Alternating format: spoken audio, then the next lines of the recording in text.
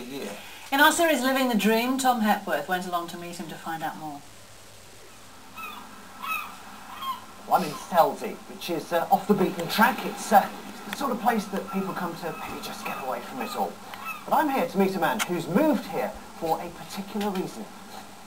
The skies here are very dark, and with it being near the sea as well, it also is particularly clear and transparent and steady, which allows you to get, really sharp photographs. Damian is an astronomer. He takes photos of the solar system using a telescope in his back garden. It's kind of a deep-seated interest I've had ever since I was a child. I actually got a small telescope, and it's just amazing being able to kind of look at the belts of Jupiter and the rings of Saturn. It's such an incredible thing that there are all these objects out there. Have telescope, will travel. Damian's astronomy has taken him all over the world. Chile, Tenerife, here he is meeting the second man on the moon, Buzz Aldrin. And in the line of duty, he even had to go to Barbados.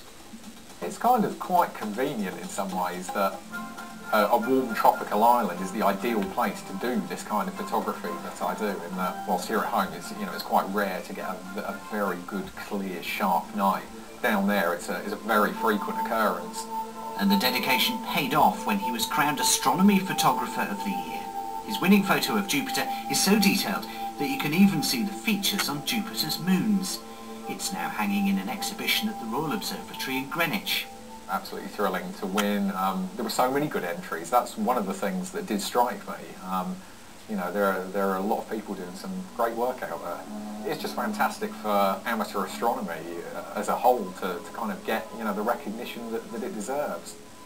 Well, we waited for dark, and luckily the skies cleared, and Damian was able to give us a close-up view of the evening's full moon. Oh wow, look at that. You can actually see the hills, can't you? Yeah, on the edge. We might find the lunar module, Do you think we might? No, sadly we'd need an extremely large telescope to be able to see something that small. After a quick look around the moon, Damian was eager to show us somewhere a bit further away. There you go. That's Jupiter, isn't it? It's Jupiter.